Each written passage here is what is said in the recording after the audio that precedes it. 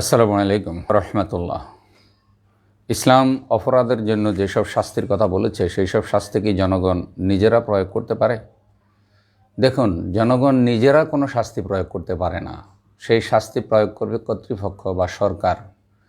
জনগণ সরকারকে শাস্তি প্রয়োগের জন্য অনুরোধ করতে পারে এবং গণ সচেতনতা তৈরির জন্য আন্দোলন করতে পারে এবং কোনো অন্যায় অপরাধ সংগঠিত হলে সে অন্যায় অপরাধকে কন্ট্রোল করা বা কীভাবে অন্যায় অপরাধ সমাজ থেকে দূর করা যায় এইসব বিষয়গুলো জনগণ সরকারকে সহায়তা করবে। আর জনগণ যেটা করতে পারে সেটা হচ্ছে একটি গণসচেতনতা, একটা গণবিপ্লব, একটা শক্তি তৈরি করা।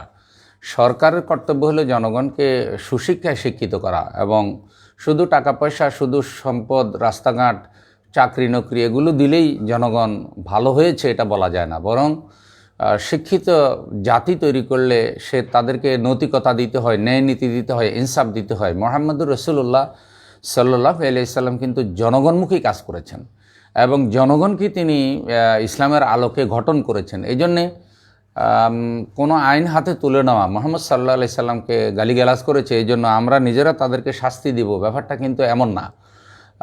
যেমন আল্লাহ রসুল সাল্লাল্লাহু আলাইহি সাল্লামের মর্যাদা এবং সম্মান এটা তো আল্লাহ সর্বোচ্চ পর্যায়ে দিয়েছেন এবং ইসলামে মাসালা হলো যারা নবী সাল্লাল্লাহু আলাইহি সাল্লামকে তাওহীন করবে, অপমান করবে, ইজ্জতহানি করবে তাদের শাস্তি মৃত্যুদণ্ড। বিভিন্ন ওলামা একরামগণ বিভিন্ন মত দিয়েছেন, কিন্তু এই যে শাস্তিগুলি, এই যে মৃত্যুদণ্ড বলেন বা যে কোনো শাস্তি বলেন, এটা কে প্রয়োগ করবে? এই জন্যই কিন্তু ইসলামী শরিয়া প্রয়োজন, এই জন্যই ইকামতে দিন প্রয়োজন, দিনকে রাষ্ট্রীয় ক্ষমতায় নেওয়া প্রয়োজন। এ কারণেই কিন্তু কোরআন সুন্নাহর আইন প্রবর্তন করা বা ইসলামী রাষ্ট্র প্রয়োজন। আজকে ফ্রান্স যে কাজটা করেছে সেটা তারা রাষ্ট্রীয়ভাবে করেছে, যার কারণে মুসলিম দেশের রাষ্ট্রপ্রধানদের উচিত রাষ্ট্রীয়ভাবে এই কাজের প্রতিবাদ করা, ফ্রান্সকে কড়া বার্তা দেওয়া, তাদের রাষ্ট্রদূতকে ডেকে কড়া বার্তা দেওয়া। আর জনগণ এই কাজ যে অন্যায় করেছে, এটা যে ঠিক নয়, এই ব্যাপারে আন্দোলন তৈরি করা, রাষ্ট্রটিকে আনুগত্য করতে বা অন্যায় স্বীকার করতে, ক্ষমা চাইতে বাধ্য করার জন্য চেষ্টা করা।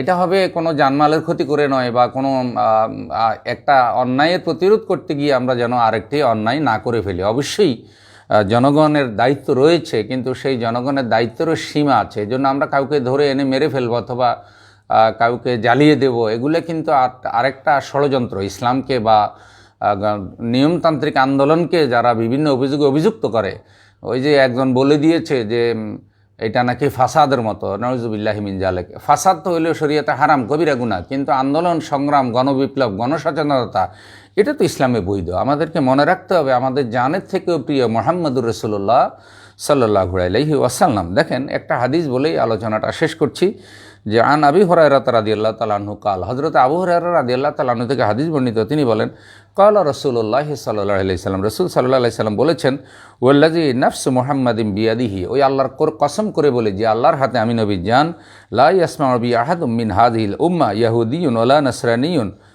ওয়া মাতা ওয়া লাম ইউমিন বিল্লাযী উরসিলতু বিহি ইল্লা কানা মিন আসহাবিন নার, রাওয়াহু মুসনাদ আহমদ।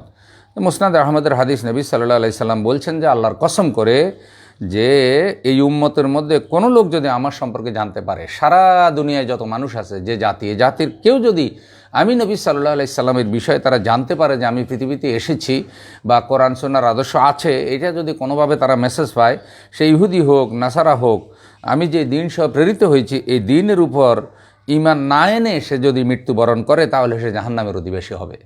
তাহলে তাকে কিন্তু মুহাম্মদ সাল্লাল্লাহু আলাইহি সাল্লামের উপর ঈমান এনেই মৃত্যুবরণ করতে হবে, তবেই সে জান্নাত পাবে। যদি সে এই কাজটা না করে তাহলে সে যেই আদর্শেরই হোক তাকে জাহান্নামে যেতে হবে। এবং সহিহ মুসলিমের আরেক হাদিসে আল্লাহ রসুল সাল্লাল্লাহু আলাইহি সাল্লাম বলেছেন যে ইন্না খায়রাল হাদিস কিতাবুল্লাহ, পৃথিবীতে সবচাইতে উত্তম হেদায়েত হচ্ছে, উত্তম বাণী হচ্ছে আল্লাহ তাআলার বাণী, আল্লাহর কোরআনের বাণী, কোরআনের আইন, কোরআনের বিধান, কোরআনের শিক্ষা থেকে সেরা কোনো বাণী পৃথিবীতে নাই। ওয়া খায়রুল হাদী মুহাম্মাদিন সাল্লাল্লাহু আলাইহি সাল্লাম, আর সবচাইতে সেরা হেদায়েত, সেরা আদর্শ, সর্বোত্তম পথ প্রদর্শন মুহাম্মদুর রাসূলুল্লাহ সাল্লাল্লাহু আলাইহি সাল্লামের পথ প্রদর্শন। আল্লাহ রসুল সাল্লাল্লাহু আলাইহি সাল্লাম থেকে উত্তম পথ পৃথিবীর কোনো নেতা দেখাতে পারে নাই, কোনো বিচারক উত্তম বিচার দেখাতে পারে নাই, কোনো দার্শনিক উত্তম দর্শন দেখাতে পারে নাই, কোনো সাহিত্যিক উত্তম সাহিত্য দেখাতে পারে নাই। পৃথিবীর সব দিক থেকে নবী সেরা, সেরা দাদা, সেরা নানা, সেরা বিচারক, সেরা সেনাপতি, সেরা শাসক, সেরা সমাজপতি, সেরা প্রেসিডেন্ট, যেদিকেই বিবেচনা করবেন বিশ্বনবী সাল্লাল্লাহু আলাইহি সাল্লাম সবচাইতে সেরা।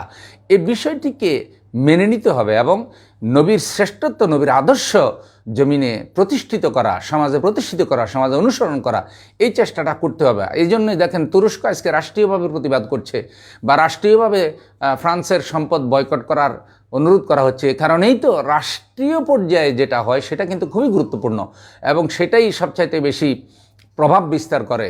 এই জন্য ফ্রান্সের ব্যাপারে রাষ্ট্রীয় প্রতিবাদ যেন হয়, আর জনগণ তাদের ইমানের দাবি আদায়ের জন্য রাষ্ট্রপ্রধানগণ যেন এই প্রতিবাদ করেন, সেই ব্যাপারে রাষ্ট্রকে উৎসাহিত করা বা রাষ্ট্রকে বাধ্য করার জন্য প্রচেষ্টা করবে। কিন্তু সেটা নিয়মতান্ত্রিক, সেটা কখনো আইন হাতে তুলে নিয়ে নয়। আল্লাহ বুঝার তৌফিক দান করুন, আমিন।